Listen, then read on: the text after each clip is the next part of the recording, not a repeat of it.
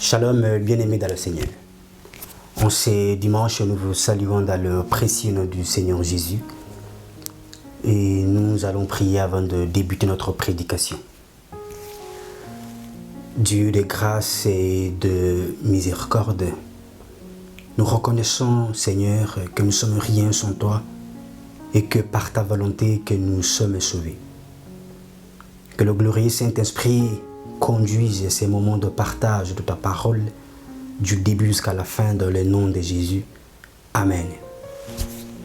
Gloire au Seigneur pour ces merveilleux moments dans sa présence. Aujourd'hui, comme le titre nous rappelle, nous allons parler sur savoir entretenir la grâce de Dieu. Savoir entretenir la grâce de Dieu. Oui. C'est parce que le Dieu des grâces qui nous a fait grâce ne veut pas nous voir en train de vivre dans la disgrâce. D'où ce dimanche, il vous interpelle, moi y compris, à savoir entretenir la grâce qu'il nous a donnée. On n'a pas mérité ça, on n'a pas mérité tout ce que nous avons. Le souffle de vie et autres, le privilège, c'est une grâce de Dieu. Et quand on n'a pas mérité ça, si nous on ne sait pas comment l'entretenir, on va vivre dans la disgrâce. Et la disgrâce fait perdre, fait fuir encore la grâce. Parce que la grâce, c'est une personne.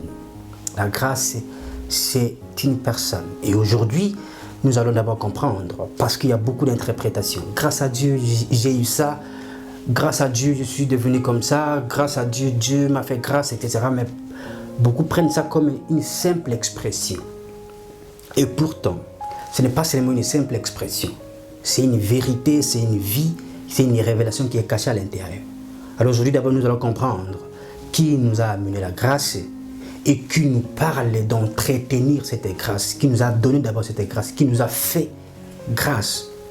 C'est cette personne qui va nous orienter, qui va nous donner des directives, comment nous pouvons faire fonctionner la grâce qu'il nous a donnée.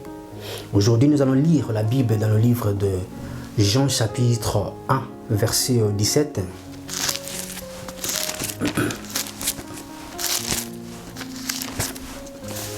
Jean chapitre 1, verset 17, je le nom de Jésus, lui dit « Car la loi a été donnée par Moïse, la grâce et la vérité sont venues par Jésus. » Oui, la parole du Seigneur.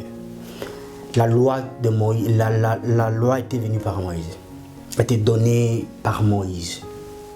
La loi de Dieu. Dans la loi de Dieu, nous avons des préceptes de Dieu, nous avons les commandements de Dieu. Ce n'est pas seulement les 10 commandements, non. La loi de Dieu là a été venue par Moïse. Et personne n'a été sauvé avec la loi. Tout l'Ancien Testament, ils ont essayé à mettre aux reprises, personne n'a pu vraiment plaire à Dieu ou être sauvé lui-même. Et Jésus-Christ, la Bible nous rappelle que c'est Jésus-Christ qui est venu, qui a amené, qui nous a donné, qui a amené la grâce et la vérité. La grâce et la vérité. Jésus-Christ nous a amené la grâce et la vérité. La vérité pour nous apprendre tout au sujet de Dieu, au sujet de nous, de ce que nous allons faire, de ce que nous devons et de ce que nous ne devons pas faire. Et aussi la grâce de Dieu pour nous permettre à avoir les choses dont on ne peut pas mériter. Mais Dieu nous donnera ça. Et la Bible nous dit dans le livre de Romains chapitre 3, verset 3, 24, on va comprendre. C'est lui qui nous a donné cette grâce. La grâce est venue pour faire quoi d'abord? La grâce, oui, c'est bien, mais c'est pour faire quoi? Pourquoi il nous a donné, et pourquoi il nous a amené la grâce et la vérité? On va écouter la parole de Dieu. Romains 3 au verset 23 au verset 24. Au verset 24. Je le nom de Jésus-Christ. La Bible dit « Car il n'y a pas de distinction. Tous ont péché et sont privés de la gloire de Dieu. Et ils sont gratuitement justifiés par la grâce, par le moyen de la rédemption qui est dans le Jésus-Christ. » La parole du Seigneur. La Bible dit que tous, sans exception, tous, TOUS, ont péché. vous et moi tous nous étions très loin de la gloire de Dieu. Tous ont péché. Et personne ne pouvait même pas entrer en communion avec Dieu encore. On était très loin de Dieu. On était très loin de la vérité. Mais sont justifiés gratuitement. C'est ça d'abord le problème. Comment quelque chose que vous luttez vous-même, vous n'avez pas pu avoir. Vous vous battez, mais rien. Un péché que vous voulez abandonner, vous priez, jeûnez, vous faites ce que vous voulez, mais rien. Rien ne change. Le péché est toujours là. La position que vous voulez monter, tout vous battez, tout rien. Avec vos efforts, rien. Mais lorsque sa grâce est en vous, sa grâce vous justifie. Amen. Sa grâce vous justifie, sa grâce vous donne le résultat que vous n'avez pas mérité. On n'a pas mérité ça. Tous sont gratuitement. Personne n'a payé même un franc. Ou un pan. Non, on n'a rien payé. Gratuitement. Nous sommes justifiés. Amen. Et ici, le problème de chrétiens d'aujourd'hui est que beaucoup essaient de vouloir faire la confusion. Je m'explique. Lorsque la Bible dit que tous ont péché et sont gratuitement justifiés, cela ne veut pas dire que nous pouvons vivre comme nous voulons. Parce que nous sommes justifiés, alors que nous devons nous laisser à un libertinage. Non. Non. Et aussi là où la Bible dit dans le livre de Romains, on ne va pas lire ça, Romains chapitre 5, verset 20 à 21, il dit que là où le péché abonde, la grâce de Dieu surabonde. C'est une révélation. Et beaucoup font une grande erreur à l'intérieur. Il ne faut pas prendre ça pour interpréter selon vous. Il faut écouter la révélation de Dieu. Lorsqu'on dit que là où le péché abonde, la grâce de Dieu surabonde, la grâce de Dieu, ce n'est plus une simple expression que vous employez. Grâce à Dieu, j'ai eu ceci, grâce à Dieu, j'irai à gauche, à droite. Non. Là, la grâce de Dieu est devenue toute une puissance de Dieu, tout un esprit de Dieu qui commence à agir. Amen. Là où le péché abonde, là le péché abonde, personne sur terre ici peut sortir vivant là-bas. Car le salaire du péché, c'est la mort. Et la Bible dit que là où le péché abonde, la grâce de Dieu surabonde. C'est-à-dire qu'il n'y a que Dieu qui peut venir effacer. Et il n'y a que c'est Jésus qui nous a amené cette grâce et la vérité. C'est lui qui s'est manifesté, qui va se manifester maintenant derrière la grâce de Dieu qui va nous aider à ne plus vivre dans le péché, à ne plus vivre comme tout le monde. Car la grâce a une mission. Jésus nous a amené la grâce et la vérité. Amen. Et dans cette vérité-là, beaucoup font erreur maintenant. On ne va pas se laisser aller comme on veut. On ne va pas vivre parce que nous sommes sous la grâce que non. Même si vous êtes justifié.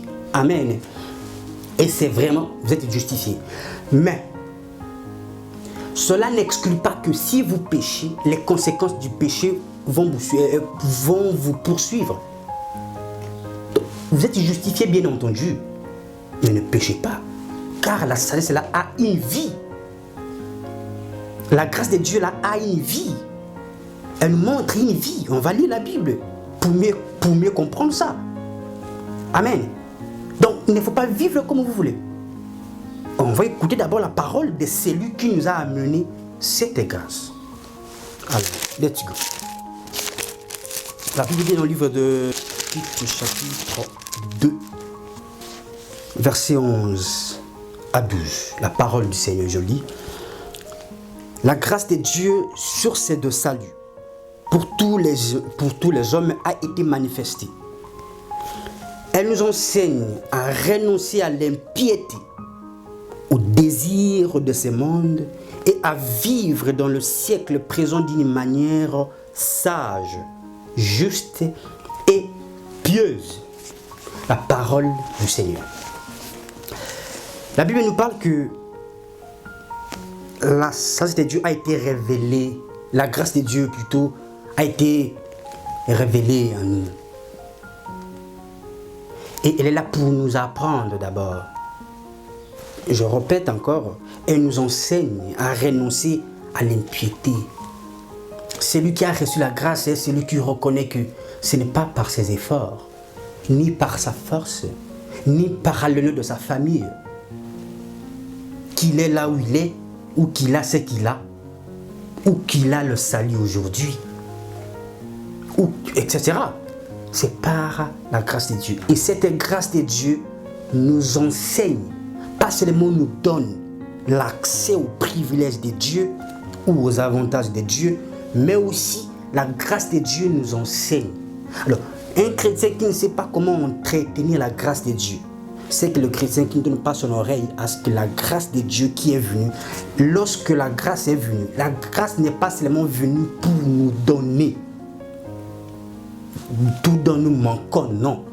Aussi pour nous enseigner. Quelque chose qui peut vous enlever dans le péché, qui peut vous justifier dans le péché. C'est énorme. Elle n'est pas venue pour vous donner seulement comme ça. Elle vous enseigne aussi. Amen. La Bible dit quoi? Elle nous enseigne à renoncer à l'impiété. Celui qui a reçu la grâce de Dieu ne veut pas vivre comme tout le monde. Parce que lui n'a pas mérité ça. Lui, c'est Dieu qui a fait grâce. Il ne peut pas vivre comme tout le monde.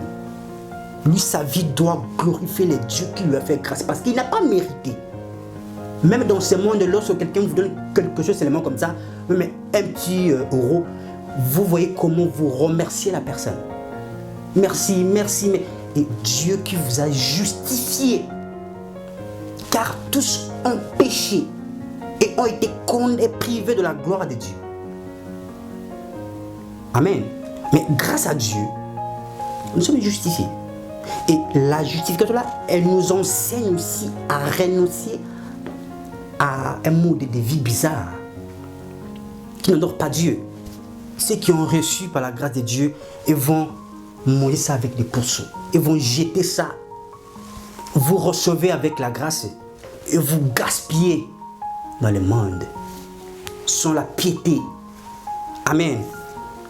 Et dit quoi? Elle nous enseigne d'abord à renoncer à l'impiété, de deux, au désir de ce monde. La grâce de Dieu nous enseigne aussi à renoncer au désir de ce monde. On ne vit plus pour nous. On ne vit plus pour nous, nous sommes de racheter. Il y a quelqu'un qui a pris notre vie, qui nous a pris, qui nous a racheté pour lui. Et nous devons vivre pour lui. Il nous dit que la grâce là est aussi pour nous faire renoncer dans le désir de ce monde. Vous vivez sous la grâce. Lorsque la Bible dit même que les péchés ne régnera pas sur vous. Pourquoi? Parce que c'est lui. Vous n'êtes plus sous la loi, mais sous la grâce. Écoutez, c'est lui qui vit sous la grâce là. Il ne peut pas faire les choses que la loi doit condamner, ou bien que la loi condamne. Parce que lui respecte la sagesse de Dieu. Il a reçu la grâce de Dieu, mais il applique sa grâce avec la sagesse de Dieu. Il a reçu la grâce de Dieu dans sa vie. Et il applique la grâce de Dieu qu'il a reçue avec la justice de Dieu. C'est ça que vous allez faire régner la grâce que vous avez reçue. Amen. Et quand vous n'avez pas la justice de Dieu, quand vous n'avez pas la sagesse de Dieu pour alimenter votre grâce, pour faire régner votre grâce, la grâce est là. Tous on a reçu de grâce. Et on reçoit beaucoup de questions d'ailleurs comme ça. Vous passez, moi pourquoi comme ça ma situation? Écoutez, tous on a reçu la grâce de Dieu lorsqu'on a accepté Jésus-Christ comme sauveur et Seigneur. Maintenant c'est à nous de savoir entretenir la grâce de Dieu. La grâce de Dieu, rien ne peut être impossible devant la grâce de Dieu. Et quand vous avez la grâce de Dieu et votre vie ne change pas et tout n'avance pas, ne pas trop aller à gauche à droite. Ne pas vous poser des questions. Essayez seulement comment honorer, comment respecter la grâce que vous avez reçue. Car elle est là pour même les péchés qui étaient pires que l'empire. La grâce de Dieu est capable de laver ça complètement. Et elle est venue pour ça. Et après avoir lavé là, vous enseignez comment vivre encore. Et cette grâce de Dieu que nous tous nous avons reçue, si vous ne voyez pas la manifestation dans votre vie, ne vous posez pas beaucoup de questions. Est-ce que vous savez entretenir ou est-ce que vous entretenez la grâce que Dieu vous a faite? Ou bien vous jouez avec ça comme ça. Dieu vous fait grâce. Dieu vous voit là où vous êtes. Vous pleurez, vous vous lamentez. Dieu vous fait grâce. Et vous oubliez tout ce que Dieu a fait pour vous. Vous voulez vivre comme vous voulez. Comme si tout dépendait de vous. Celui qui a la grâce de Dieu vit dans la sagesse de Dieu, dans la justice de Dieu. Et il est pieux. Sa conduite est normale, sa conduite glorifie Dieu. Parce que Dieu, la grâce c'est un don que Dieu fait aux hommes pour leur salut. On n'a pas mérité ça. Et dans la grâce, il y a l'Esprit de Dieu à l'intérieur qui peut dominer n'importe quelle opposition. Lorsque vous avez la grâce de Dieu, rien ne peut vous résister. Rien. Et quand ça vous résiste, c'est que c'est vous qui ne savez pas comment prendre soin de votre grâce. Entretenir votre grâce. Il se peut même que l'injecteur souhaite, il faut prendre soin d'entretenir la grâce que Dieu nous a donnée. C'est ça. Car rien, même le péché qui était grave comment. Et quand vous recevez la grâce de Dieu est capable de vous justifier. Et en vous justifiant, elle vous enseigne la sagesse de Dieu.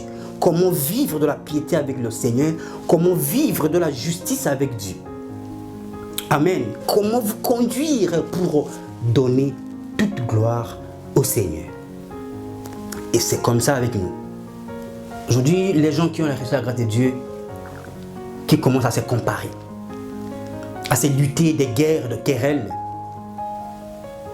Non, ce n'est pas avec nos efforts. C'est Dieu qui fait grâce à qui il veut faire grâce. Et nous ne devons pas, tout ce que vous avez, ou tout ce que j'ai, Dieu est capable de donner à qui il veut et quand il veut, sans votre intervention, sans mon intervention. Ce n'est pas la grâce de Dieu que Dieu fait. Dieu tous nous fait grâce. Alors, soyez humbles. Soyons tous humbles. Et essayons de glorifier Dieu dans notre quotidien. La grâce que nous avons reçue est venue pour nous aider à aller de l'avant. Et un chrétien qui échoue, qui se lamente, on a tous reçu la même grâce. C'est que vous qui ne savez pas comment entretenir votre grâce, comment graisser votre grâce, car il faut aussi mettre de graisse pour que ça tourne bien. Et des graisses pour la grâce, c'est la justice, la sagesse de Dieu. Amen.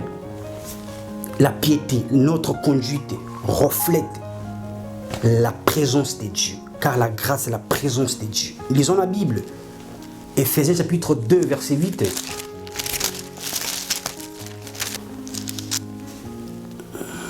Je le nom de Jésus-Christ. La Bible dit ceci. C'est par la grâce en effet que vous êtes sauvés. Amen. Car par le moyen de la foi. Et cela ne vient pas de vous. C'est le don de Dieu. La parole du Seigneur. La Bible nous dit que c'est par la grâce que nous sommes sauvés. Oui, bien entendu. Et c'est par le moyen de la foi aussi en question. Et tout ça ne vient pas de nous. D'abord, nous sommes sauvés par la grâce de Dieu. On n'a pas mérité. Ce n'est pas la méritocratie là-dessus. Et cette grâce de Dieu, c'est par elle que nous sommes sauvés. Comment par elle nous sommes sauvés? Parce que la grâce de Dieu, par la foi en Jésus-Christ. La grâce, ce n'est pas pour nous. La foi là, ce n'est pas non plus pour nous. La grâce, c'est Dieu qui nous donne. La foi, c'est Dieu qui nous donne. Et Dieu veut à ce que l'homme soit bien avec lui. Dieu fait tout. Il envoie son Fils. Son Fils vient avec la grâce et la vérité. On avait lu que la vérité, la parole de Dieu, que donne la foi. Et ici nous sommes sauvés, écoutez bien, par la grâce, par le moyen de la foi. Amen. Hein? La grâce en question, ce n'est pas votre effort, ce n'est pas mon effort. Ce n'est pas le nom de votre famille, ni le mien, ni le nom de ma famille, non. Ce n'est pas aussi la foi là que vous êtes sauvé et que vous pouvez tout faire avec la foi, vivre par la foi. C'est aussi Dieu qui nous a donné par sa parole, ou qui nous donne par sa parole. Dieu a tout prévu. Il fait toujours des solutions à ce qu'il ait une bonne communion avec sa créature. Il envoie son fils. Son fils, il vient avec la grâce et la vérité. Et dans cette vérité-là se cache la foi. Et les justes vivront par la foi. Et tout ça, Dieu veut à ce qu'il puisse faciliter pour que les chrétiens qui croiront et qui mettront en pratique sa parole puissent être heureux sur la terre et avoir une place au paradis. Mais pour nous, c'est le contraire. Pour nous, maintenant, on commence à croire que c'est nous qui ont mérité ça. Non, on n'a rien mérité, frères et sœurs. C'est Dieu qui nous a fait grâce. Tout ce que vous avez aujourd'hui, ne tapez pas la poitrine. Vivez humblement. Reconnaissez que Dieu qui vous donne et que Dieu qui peut changer des situations. Et ce Dieu-là aussi a des principes. La grâce de Dieu. Oh, la grâce de Dieu. Vivez comme nous. Non. Jésus qui est venu avec la grâce de Dieu a une parole, a des instructions à respecter. Alors, quand vous ne respectez pas les instructions de Jésus, vous vivez de la disgrâce. Vous bafouez l'autorité de celui qui vous a amené la grâce de Dieu et la vérité qui vous donne la foi. Nous sommes dans un monde changeant. Nous devons être trop attentifs plus aux choses célestes qu'aux choses d'ici-bas. Car tout passe et tout passera. Tout ce que nous avons vu, tout ce que nous voyons aujourd'hui, tout ce que nous touchons aujourd'hui, les gens ont touché ça, ont touché ça avant nous. Il faut bien écouter ça. Les gens ont touché, ont vaincu, ont fait tout ce que nous on fait aujourd'hui avant nous et tous sont morts. Mais les choses de Dieu ne passeront pas. Après, si on a une vie, que la grâce de Dieu que vous avez reçue ne vous trompe pas. Que la grâce de Dieu que vous avez ne vous trompe pas à vivre comme vous voulez. Le temps est en train d'avancer. Le temps, la Bible nous dit de racheter le temps. Dieu nous a fait grâce, nous devons savoir entretenir cette grâce de Dieu pour pouvoir vivre bien sur la terre ici. Et en plus, on aura notre place bien réservée au paradis. Respectez Dieu. Vivez dans sa justice. Vivez dans sa sagesse. Planifiez bien, planifiez bien tout ce que vous allez faire. Le Seigneur vous aime. Il nous aime aussi. Mais il veut l'obéissance à sa parole. N'allez pas à gauche, à droite. Ne cherchez pas quoi que ce soit. Vous avez la grâce de Dieu. Vous avez la présence de Dieu. La grâce et la présence de Dieu en vous. Et quand Dieu est en vous, rien ne peut être impossible dans votre vie ou tout ce que vous pouvez faire, ça peut et ça va et ça marche toujours. Dieu n'échoue pas. La grâce de Dieu, c'est Jésus lui-même en personne là. C'est Jésus qui se cache sous la grâce. Car même le péché grave, il est déstabilisé.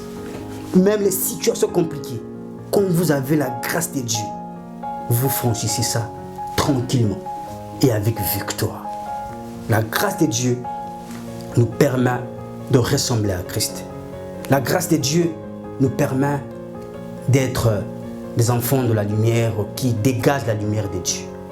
La grâce de Dieu ici nous donne l'accès aux avantages de Dieu, aux privilèges de Dieu et au paradis de Dieu.